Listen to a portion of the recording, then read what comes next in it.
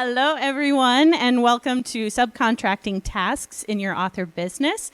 My name is Danielle Krout. I'm owner and CEO of Mountaindale Press. It's a small press that specializes in lit RPG and game lit titles. But today I'm here with a wonderful panel. I have the immense pleasure of knowing all of these individuals, and so I'm going to have them introduce themselves to you and kind of talk about who they are, what their business is, as well as sort of give us a rough number of the amount of contractors that they work with on a weekly basis. And for this talk, I'm going to say that a contractor, a subcontractor, is anyone outside of yourself that helps you produce and publish that book. So, Jeanette? I'll just go first. I'm Jeanette Stroud. My husband, James Hunter, and I run Shadow Alley Press. We work in a very similar avenue to Mountaindale in the lit RPG genres, but we also publish fantasy and sci-fi. Started in 2015 with publishing James's books and just have gone a little bit crazy since then. Along the way, I've had a lot of experience with subcontracting, good, bad, the ugly.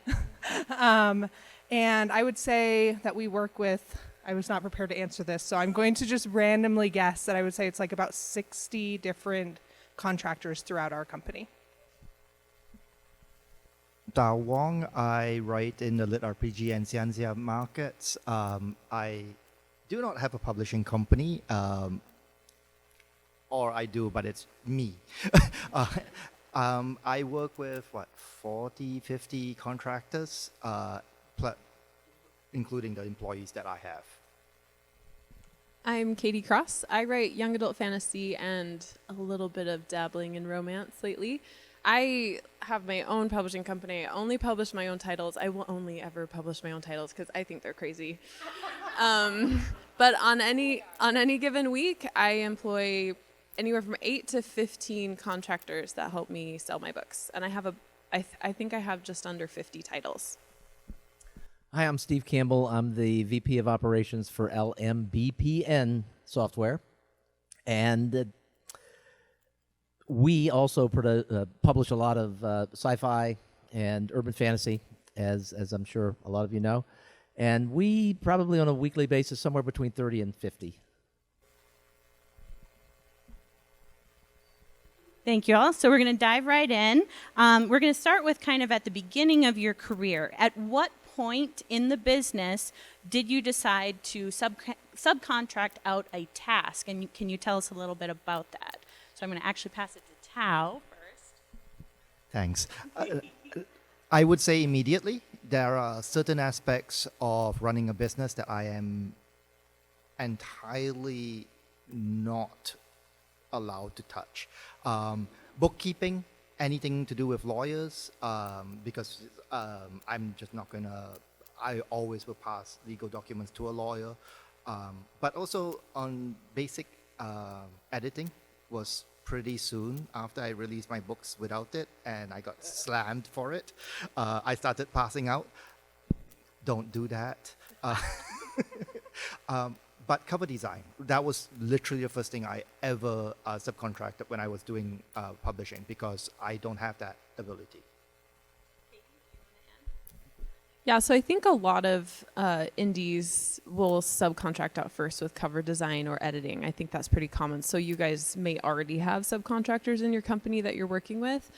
When I started growing beyond that into virtual assistants, social media managers, I created a position called a title manager. So I have someone that manages all my titles on all the retailers for the uploads, for all that kind of stuff. Once I started creating my own subcontractor positions was when I started to see income growth in my company so that I needed to focus on other things and they could take over repetitive basic tasks. That was 2 or 3 years ago. Perfect. Now, so related to that, when you are first realizing that you need a contractor for whatever part of the business, what is it that you do to sort of find these contractors and then vet them? So, Jeanette, would you like to start? Sure. So for me in the past, our biggest place that we have found people is at events like this. I'm a big proponent of meeting people first. You certainly can go the route of posting a job opening on LinkedIn or in groups. I've posted things in author groups online and like gotten applicants that way. But really, I love the ability to meet someone face to face, like really interact with them, and get to know them before I really even, like that has happened in the past for me before I even really have a position open. And then I'm like, oh, this person would be perfect for this position that I'm creating. But yeah, that would be what I would say. Was there a second part of that I missed? Okay. I guess I'll answer then. I'm more of an introvert than Jeanette. I do not like talking to people as much. I find people via recommendations from people that I trust. A lot of my cover designers, editors these days, I also throw, I give them my short stories, I get them to edit it, and if I don't like them, I never talk to them again. But it's a cheap way of getting work done, right? Which needs to be done. But that's how I do a lot of vetting. I try to give them small tasks as much as possible before I take them on fully. For employees, I am more traditional, and I actually do put out job postings and do the whole rigmarole of interviews and everything else, which is a pain in itself, but it has to be done. Online, mostly in Canada, due to tax laws and all of the employment laws and all of that stuff. It's a lot easier for me to hire people who are based in Canada than if they are in the US, because then you start getting into contract stuff and whatnot. So it's better for me to have people in Canada. So I've done a mixture of both. Sometimes I'll meet people and say, oh, I have a spot for you in my company. I've had readers or big fans reach out to me, and like they'll just be super fans, or I'll see their name a lot, and then they'll show some talent, and I'll say, hey, would you want to work for me? This is what you would do. And those are usually some of my favorite, because they're the most excited just to be part of my team. But there have been times where I just created a job interview on Google Drive, and I just put it on Facebook. And I said, my company is hiring for this position. And then I structure the interview or the form, the Google Drive form, in such a way that it shows me the strengths and weaknesses for that position. So when I was doing it for my title manager, I was extremely, I required a lot of detail, and they had to read a lot, they had to watch videos, they had to go all the way to the bottom. I asked random personality questions. I was very specific, are you a person that would rather do details and are OCD about work and don't really want to talk to people and are committed? Because I'm the opposite. So I don't like details, I like to talk to people, and I need you to be my opposite. So I will ask questions that lead me to believe they are the personality I need for the role. And that has probably been my most successful path for hiring the exact right person. People I don't want to let go of when they grow up to do their real jobs. We've had a very similar experience to Katie. I'll just tell a quick short story. Lynn, or the person who's in charge of our editing team now, Lynn Stiegler, was recovering from a surgery, and she burned through Michael Anderle's, the first 12 books of Michael Anderle's Arthurian Gambit series. And she called him and she said, she didn't call him, she emailed him and said, I love these books, but your editing sucks. And I'm a former traditional editor, and I'd like to come to work for you. And so, that was a fan kind of a thing. And we've had great success, it sounds like Katie has as well, with fans who just love the work that we're doing and want to be involved, and they're so passionate about what they do, and it's a joy to work with people like that who are that passionate about what they're doing, and it really makes the team building pretty simple. Thank you. So now that you've found and you have vetted a contractor, you think they're perfect for the position, what's your next step? Now I can say for our experience, we would have a contract, something in writing with this subcontractor. So I'm going to pass it down to Katie and Steve now and ask you to sort of touch on what is it that you put in writing? Do you put something in writing? And if so, what does that contract usually specify, just loosely? So my contract very specifically states that they are a contractor, not an employee, and that they understand they are a contractor. And that means I don't care when they do the work during the day. They just need to meet my deadlines. They will be doing it on their own computer / software / whatever. And I will train them to the tasks that I need them to do in a specific way, but they are also probably bringing their expertise. That's very important in the States because I need documentation that they understand they're not an employee, so I don't have to pay taxes for them. They are just a contractor, and those are the rules that go with being a contractor. It's a couple of pages long, and then I typically detail out like your threefold purpose in my company is XYZ. You will focus on this, this, and this. My title manager, their threefold purpose is you manage the titles on every retailer, you update the files in Vellum, and I can't remember off the top of my head the other one because now it's a much bigger role, so that they understand exactly what that looks like, and then their pay and their start date, and then rules in terms of if expectations aren't met, this is when like we would terminate the contract or whatever. And we're similar, but much less detailed than you are. I mean, we start with a non-disclosure agreement and then sort of allow people to evolve. There's a general understanding of what they do, but as you said, it's really important that people understand that they're a contractor. They're not an employee, and that's reinforced over and over and over and over again because that could be such a troubling situation. But we have a great deal of leeway within LMBPN where people are able to morph from position to position, and we want to make it really easy for them to kind of pursue their goals as they're working through the company. I just want to add on, coming from Canada, that the contract laws and what is a contractor, what is a volunteer, and what is an employee are very much more strict. We have a lot different rule sets, and we have actual human resource tribunals and stuff like that. So if you are hiring in Canada and you're in Canada, be very, very careful on how you are terming someone a contractor or not. Most of the time, they're not going to be a contractor. So just something to note. Perfect. Good point, Tao. All right. So Steve kind of touched on this, but you have the contract now. You're wanting to be comfortable in your company. But as far as after hiring, do you trust that the contractor is going to do the work that you've sort of listed on the contract, or do you train them? And if you do train them, can you speak to that? So Jeanette. Yeah. So for me, this really depends on the position. If you're a good example from us is if you're hiring a social media manager, they probably already have expertise in that area. We had a company that like specifically did our Facebook ads. And while they needed to learn a little bit about our industry, they already had the knowledge of like how Facebook ads work, what kind of stuff we need to be doing. And that relationship was very much more like colleague level of like, I'm just discussing with them and then they execute. There are other positions, if you're hiring a VA or you're hiring a title manager or something like that, where it's very specific to your industry. If they haven't done those specific tasks before, even though they're perfectly fitted for the position because they have those analytical capabilities or whatever, you're going to have to go in and have an SOP or a document, some sort of training that's going to showcase how they're going to execute on this position.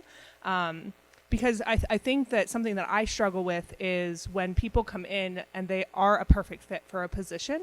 They have all the kind of like personality traits, the skills, and whatnot, but then training them to do the actual thing in your company, it can be really easy to fall in the trap of like thinking that they'll just be able to do it right away. And there is kind of a learning period there because as much as we know our industry as indie publishers, it is a very new industry in the terms, the grand scheme of things. So there are not thousands of workers out there that know KDP and can just come in and be like, hey, I know KDP, let me do everything for you. So there's definitely going to be some training on that.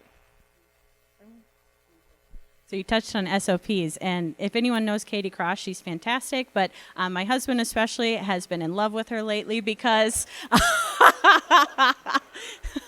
because she is the queen of SOPs, and we are trying to duplicate her model, so I'd love for her to touch on that.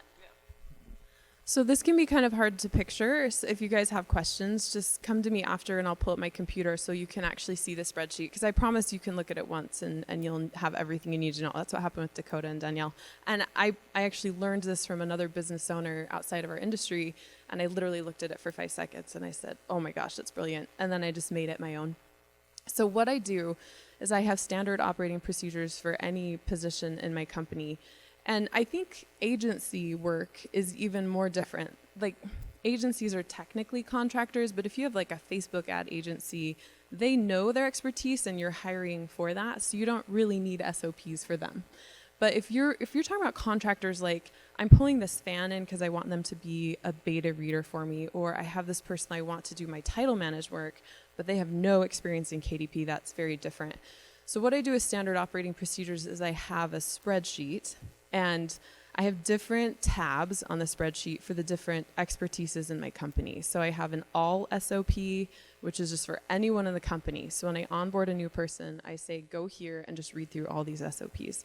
There's a MSOP, which is a marketing SOP, a FB SOP, which is Facebook, a WSOP, which is Wikipedia, and there's another MSOP, it's moderator, I think. I can't remember. There's a lot. The point is, then what I have is I have a list of like MSOP number 1, and that is hyperlinked to a Google Doc. And MSOP number 1 will say how to use Buffer for our social media, like how to schedule my social media posts in Buffer. And then I create like a video with a step-by-step process, log into Buffer, and I'll have the link, and then I'll say, here's like the password and the username. For my team, I have the same email and then the same password for an entire year. So every year on January 1st, the title manager goes through, changes all of our passwords to the new password for that year. We store it somewhere else, and then in the SOPs, I just say password for the year. And then I do a step-by-step process. Usually there's a video, so they can like watch it, pause it, go back in. Can you imagine tackling KDP as like someone outside the industry for the first time, and there's like 50 titles? It's really overwhelming. So then they can pause it, look at it, pause it, look at it. And what happens in my team is I'll say, hey, because I have a team meeting every week over Telegram, it's not in person. I just say, who needs an SOP this week? What are you doing that you don't understand? Someone will say, well, how do I log into the wiki? How do I do this? And then I'll just make a quick SOP. Or the number one thing you can do is train them to make SOPs, and then they make their own SOPs. So my social media manager recently, she and I have been working with Pinterest to implement some strategies and ad tactics and some different stuff we're doing with Pinterest. And so I've just started punting stuff her way and say, hey, the strategy that you're using here, go ahead and make this SOP, make this SOP, make this SOP. She sends them to me in an email. I look through them and approve them, and I finalize them on the spreadsheet. So it's a little vague to just talk about, but come find me and I'll just show you what the spreadsheet looks like. Thank you.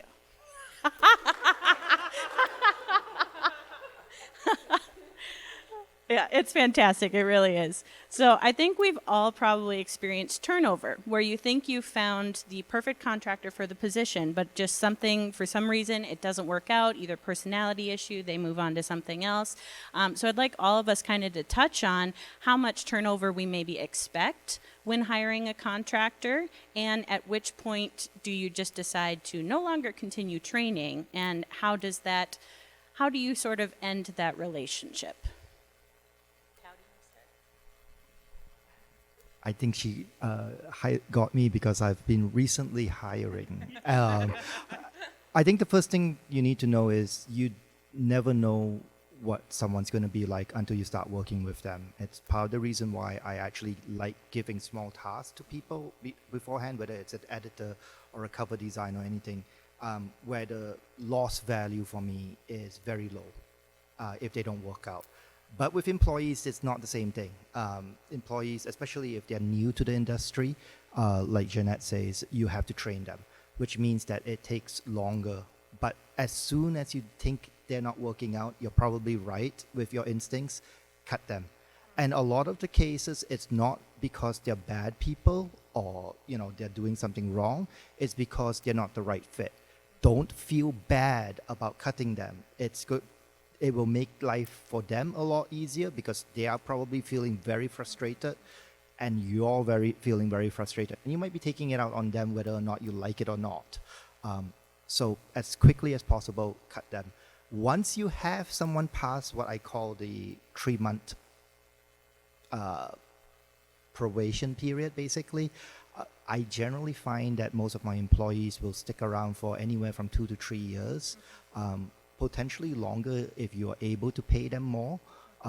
But I haven't, thus far, I think my longest employee has so far is 2 years, still going strong. I'm hoping she stays. Sorry, I was trying to remember the full question because I got lost in what Tao was saying. Turnover. Yep. Turnover, and how do you work with that relationship at that point? Sorry, hold on. Okay. Sorry, I have a hard time listening auditorily while thinking about the answer to a question. I just want to touch on what Tao was saying because it's so true. Once you get into hiring and subcontracting, you're going to start to get these gut instincts on what's working and what's not, and it is important to execute on those really quickly. And I'm just going to totally piggyback off of you because I feel like it is the same thing, right? Probationary periods are really, really important. And turnover does happen, and it can be really hard to deal with. You can lose some really good people. And I think that, I don't know if we talk about this later on, but something that one of my business coaches always talks about is single point of failure and how important it is not to have one person that you're relying on literally everything for. Our very first ops manager was very much that person that did a lot of stuff for us. And so when she left, it was oh crap, what now?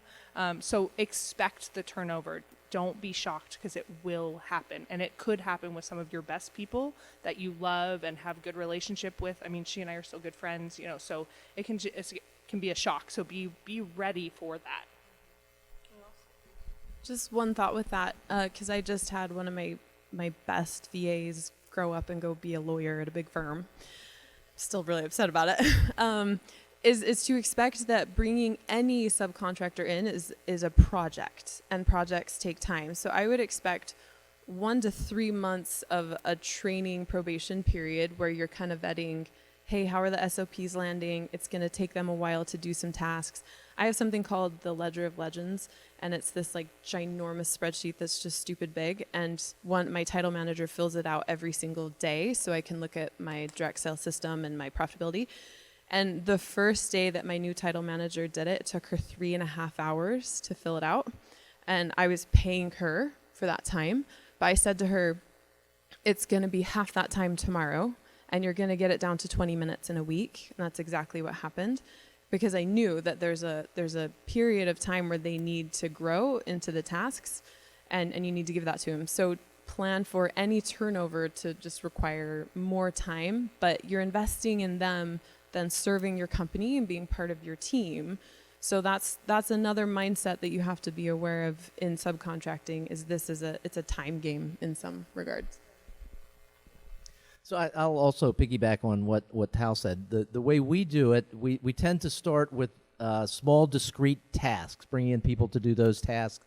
And you can tell over the course of a few weeks whether they're good at it, whether they're ambitious enough to want to take on new things. And when they prove that they can take on new things, we let them and encourage them to grow the way that they can. For most, we don't have a lot of turnover, and when it happens, it tends to happen in one of two ways. Either really early on, because you see right away they did the task, but they didn't really enjoy it, and it's not going to be a good fit. And the other thing, the other way we have turnover, which is a great thing, is that people have achieved a certain level of success. They've learned what they've wanted to learn by working with us, and maybe they're authors, and their author business has taken off to the point where they need to hire their own people. And so they move on to do that, and we celebrate that and really encourage it. So I kind of want to expand on what Steve said, because you don't have a lot of turnover. But then for the rest of us and for you, how do you incentivize once you've found the perfect fit for that position? You have the great contractor. They've proven that they can do the job. How do you incentivize them to stay with you? We can talk money, but also is there anything else that you use to keep those people with your business? And let's start with Steve and work our way back. And I'll just kind of follow up on what I was saying, and that is, as people develop enough expertise in an area that we can see that we can really move them up inside the company, we let them do it. And we give them more authority, and we make them a part of everything that we're doing. And I mean, people are motivated by one of two things. Either they love what they're doing and they want more involvement in what's happening, or they want to get paid more. And, there's a combination of the two. And if you can walk that fine line and you're working with people who love what they're doing and want to expand from this area to that area and share their expertise and bring in new people and train them, that's just a phenomenal way to grow a company. From the beginning of any subcontractor that I bring onto my team, I have two questions, and I say, how can you serve the company? And then how can the company serve you? So I tend to bring in people kind of like you guys that maybe are authors or just super fans that want to be part of my team or whatever it is. They have something outside of money that's driving them to be here. And then I have authors. I have one team member I just brought on, and she was a super fan, and she just said, I feel the drive to write. I just don't know this world, and I would appreciate any glimpse into this I could have. So I said, that's how we'll serve you. Like, I'll make sure that you're learning and finding your path here. So how are you going to serve the company? And I was like, what are your hopes, dreams, and wishes? And she was like, I can't believe you're asking that. I was like, but we want you to stay. So how can we fill those hopes, dreams, and wishes? And then one of this surprises me every week, but I run my company off Telegram. It's a messenger app, and you can create channels, and it's fantastic. Every week I do a weekly update where I talk about our cash flow position, projects, a personal life update, and any launches or any changes that are coming in the company. And that is the best 15 minutes of the week for all of my team. And heaven forbid I miss that day, because they will be in there with all these angry gifts until I give the update. But the reason I do that is because it gives them buy-in to my personal life, right? Because I'm the linchpin that holds it together. They care. They genuinely care. And then I create a team, and I say, hey, last week our cash flow was low. This week, let's bring it up. Let's pull these numbers. We've got this sale. What ideas do you have for me? What am I not seeing? What are you seeing? And we create this team. And now the problem is, when people aren't working for me anymore, I can't get rid of them. So I still have people on the Telegram thread that aren't on my employee that still speak into the company, and we're like, I don't want to leave. And I was like, you have to go. Like, I'm sorry. They're paying you $150 an hour. Like, you need to go work. And I had one contractor was like, can I work on the weekends? I'm like, no, like someone's replacing you. So when you give them buy-in and create a team, that's another big thing. And then I create that team to my readers. So to my readers, I'll say, hey, my team and I have your back. And then I let my team be present to my readers. So my customer support VA, everyone knows Kristen, because they know. I say, hey, Kristen will help you. Or I'll tag her in a social media post and say, Kristen will get this for you. And hey, my team and I are launching this. Or I'll put a post with pictures of all this as the team. Then they want to stay because they're part of something and they're part of a team. And then my final thought there is, have a motive in your company that is outside of you. So the whole reason my company exists is to help people find their courage again through stories. So I will say to the team, how are we helping people find courage this week through our books? And that drives us, and that drives them to stay. Kate and Steve are better bosses than I am. I learned a lot just listening to them. Realistically, as a boss, I try to work with my employees, try to talk to them about what they want, try to pay them a good salary. And I generally hope that they actually outgrow me at some point, frankly speaking. I don't think I'm the biggest person around, and if they can move on to the next bigger thing for them, I am more than happy enough. That being said, with working with other contractors, editors, and whatnot, realistically, it's more of a transactional nature with them. The thing that I try to do best for them is I try to hit the deadlines I give them. If you are constantly changing things on your and distrusting what they are giving you, if it's especially with cover designers or narrators and you're micromanaging them, when you're specifically hiring them for their expertise, they will leave you before you leave them. Katie, do you have any open positions? Seriously, I'm listening to her talk and I'm like, I want to work with Katie. How many of us were like, oh my God, yes, Katie for the win on that one. Dang. Woo.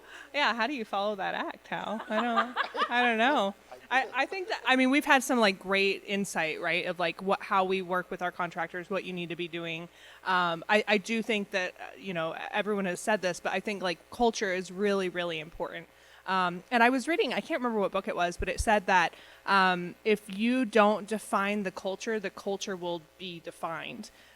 There is a culture no matter what you do, and you're either in control of that or it's going to happen to you. So that's something that as an owner, as a boss, as a manager, whatever, you have to really be strategic in the type of environment that you're creating for your company. I have not. Nailed it, man. That was good. Nailed it. That was awesome. Okay, I have one more sort of fun question for the panel, and then we're going to open it up to anyone in the audience. That smile. Well, just because I love this. I mean, everyone here is advanced in their career. So what is the one task that you will never do again that you will always have a contractor for? Who wants to start? Bookkeeping. There's so many. Honestly, there's so many. But I think if I had to narrow it down to one, it would be the Ledger of Legends, because that thing is so big. I can't. So I do direct sales. So I run ads to a landing page, and then I have an upsell. So someone can like get my first book free, and then they go to a page, and it's like, hey, get all 5 books for $20, and they buy it through my website, katiecrossbooks.com. So that's what all of my team is helping me support, is this direct sales system. So that's where, I'm hitting $500,000 revenue, all that kind of stuff. Oh my gosh, what was I talking about? Oh, the Ledger Legends, that's right. Sorry. So because of that, I was sometimes running $3,000 a day in advertising, and you can't just throw that money out there. So you have to know all of your key progress indicators. You have to know your data. You have to know your return on investment, and you have to know where the money is coming from to make sure you're not just wasting your money. So I have this huge ledger. I can also show you guys if you come up here to look at the SOPs. And it's just, I think it goes into the C and D, like the columns go into the C and Ds, because my title manager will take royalties from every single retailer. So I can say, hey, when we did this on ads, it affected direct sales and retailers and this. And we can see, well, this launch had this effect. Or, I have a lot of different marketing strategies I implement that lay out in the numbers every single day. And I do not want to log into every single retailer and every single landing page and get their percentage, because I ask a lot of details on every single day I'm looking at the Ledger of Legends. I will never fill that out again. So it's really easy for me. It's the nitty-gritty legal details. I second that. There's a word that starts with the letter C that makes my skin crawl, and that is contracts. Mm-hmm. Thank you, guys. All right, so does anyone have any questions for our panel? I think they'll have a mic that'll go around. Or you can go stand up there, I guess.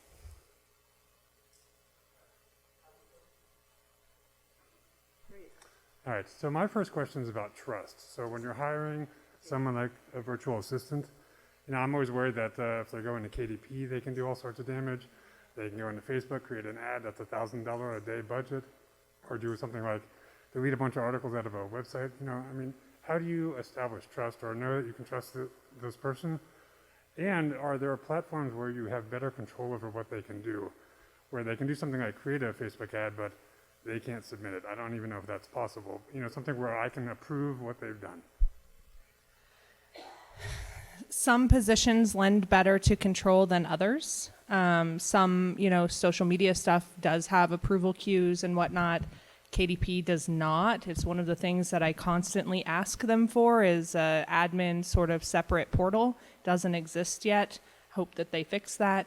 But the trust thing is definitely a challenge, for sure. And that's why I think a lot of the things that, I think Tao touched on it, I think all of us did, but some sort of probationary period where there are smaller tasks up front, which is allowing you to get to know the individual, getting to see, can they complete these, really at that point, probably menial tasks. And if they're continuing to do that, you're getting to know them in that process. You kind of like ratchet that up as you go. I would never, ever, ever in 100 years give someone my Amazon password within the first, probably 3 months of me knowing them. It's just not going to happen. My whole livelihood is on there, like that. I'm not giving someone access to that. So you're not alone in wondering, like, how do I trust someone? That's a smart position to be in, but you can't let it stop you from hiring people to do things. So, yeah. There's a software called LastPass, which is a password manager. If you can create individuals who have access to specific folders within, and that way you can control where they can access and how they can access it. It also means that you can control if they are still having access, if you have to fire them. Like you just have to hit one button and they're all gone. And so with LastPass, this is a question. With LastPass, they don't actually know the password. They know their password to get into LastPass, and that's it. I second Jeanette. LASTPASS.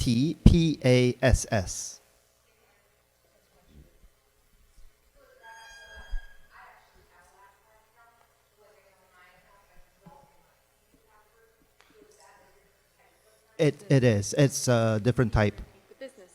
Oh, the question was if there was a different type of account that allows you to hide what the passwords are, and it is. Like you mentioned, you use Telegraph. I'm curious what platforms you guys use to collaborate with your teams. There's like so many of them, but I'm just curious what you guys use. Discord. Yeah, we use Slack. I love Slack. But I will say that, like, if I could go back in time, I might look at Discord as a platform because more people are really familiar with Discord and already are active on it. But I love Slack and everything that it does. So I use Google Drive and Telegram. Slack, and we made a concerted effort to try and use Microsoft Teams, and we went back to Slacks.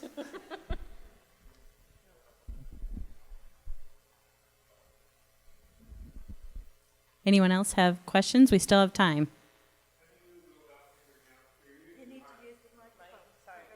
The live stream.